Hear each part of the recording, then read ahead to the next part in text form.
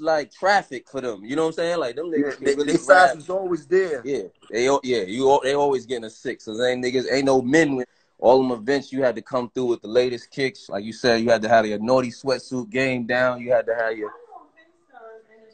What was the first sneaker you saw? First sneaker you saw coming home from school that you said you had to have and did everything in your power to get? It was a pair of J's I had to get. That was crazy, man.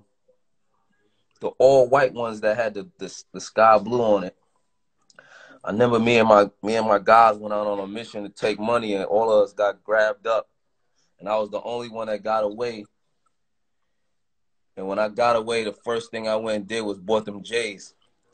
And I knew part of my motivation was when them niggas came home, I had to have them J's on my feet, so them niggas was gonna be extra sick. When you come home, man. That was the whole mission. Like, you know what I mean? We gonna go take this money, and we gonna come back and get everybody gonna go to J's, and we gonna hit the skating ring. The skating ring was crazy then too. So we was gonna go to the skating ring in Brooklyn. Shout out to Empire.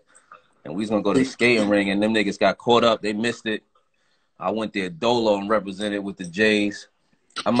That was in the days you might have wore your fit like 2-3 days straight because you was just fresh. I'm a fan of that. We was Grammy Patrol, me and King. What matter of fact, I wore my clothes damn near all week until the tunnel came, and then I'd go get a whole new outfit the day of the tunnel so I could go to the tunnel fresh.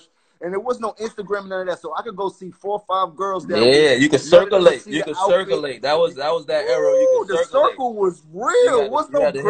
You had to bust a couple moves. Like, it wasn't just a one-time thing. I ain't gonna lie. I'm gonna keep it funky. Instagram fucked up my double up and my triple up.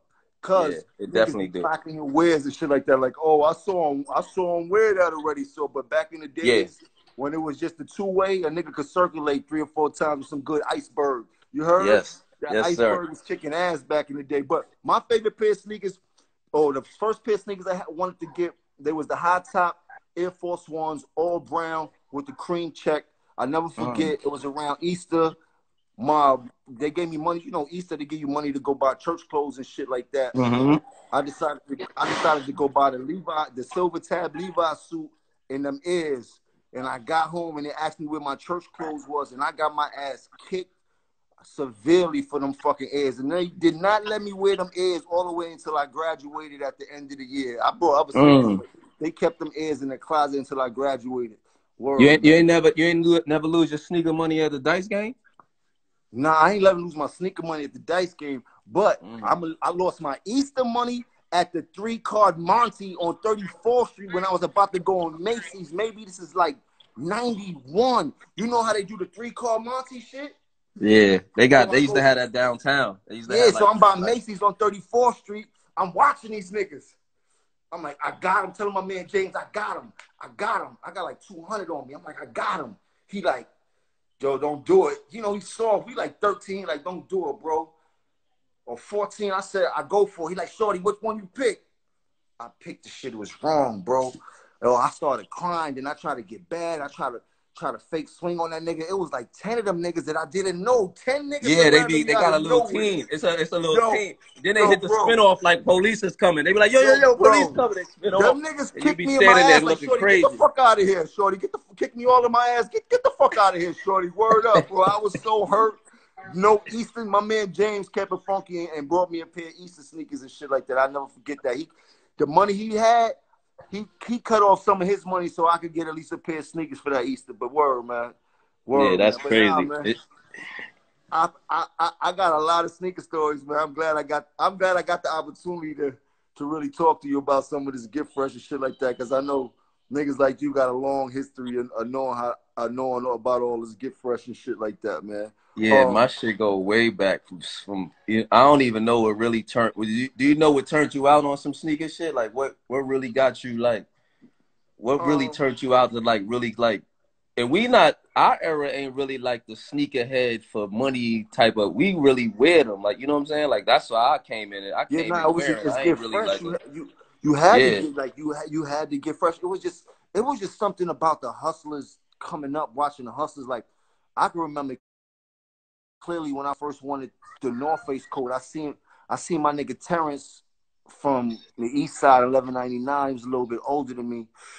he had the motherfucking yellow and black. It was an all black North Face, but it had the yellow inside with it, and it said North Face on the side, and then he had the fucking like yellow and white Delta Force or some crazy shit like that, and this blew my mind. So it was just like certain niggas that came through that had so much swag, like it was ridiculous. Like it was a nigga named Cisco from Wilson, Wilson or East River, or Wilson, I believe Cisco lived in. But Cisco, maybe when I was like 13 and 1199 had the recreation center and shit like that, where me and Cam used to play ball. Cisco used to come. Cisco and Pete used to always have brand new Air Force Ones, like every day to match they clothes. Pete used to go to Catholic school, have fresh Air Force Ones, going to Catholic school, the all black ones. Like, so I just was like, yo. And then these niggas was hustling.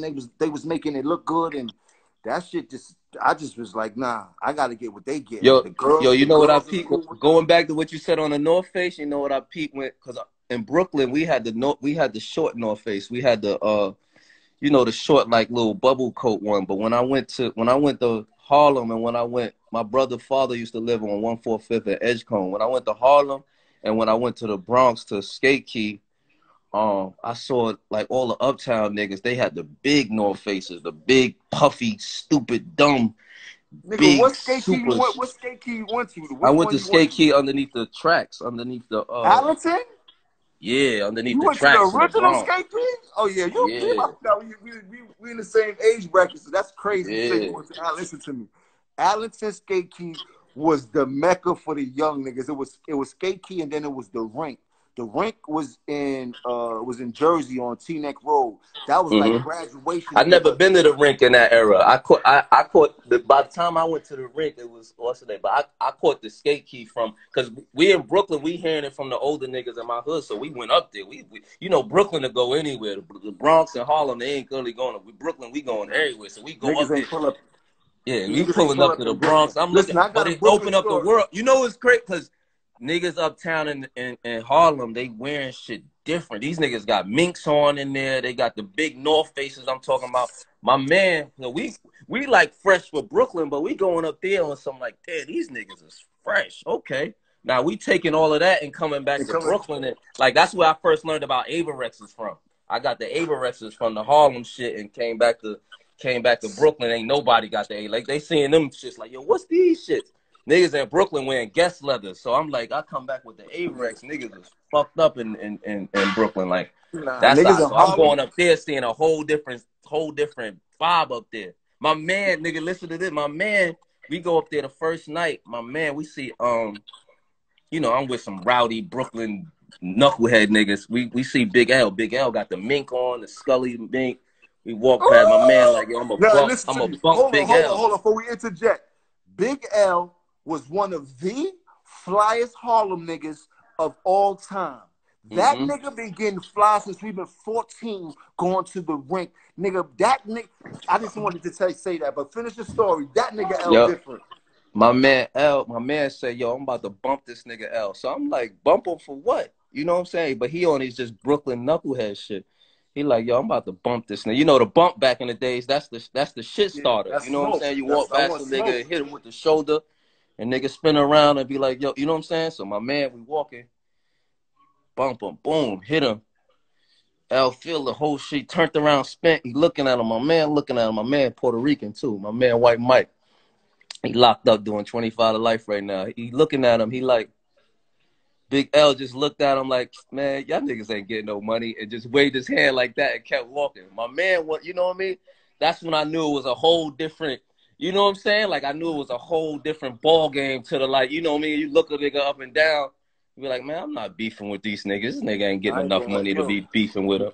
Listen, like, that's what niggas don't, like, so people don't know, and I know this goes everywhere, but in Harlem, niggas is really learning to be grown men at 14 and 15 and 16. So keep in mind, when you seen Big L in Skate Key, nigga, he was 16 maybe, like at the most. Like you because we were young. Big friends on, like, them niggas uptown on 3-9, like his brothers and all them niggas was certified. Like, L was running with a different species of niggas and shit like that, but he was one of the freshest niggas that I've known in Harlem. He one of the niggas out that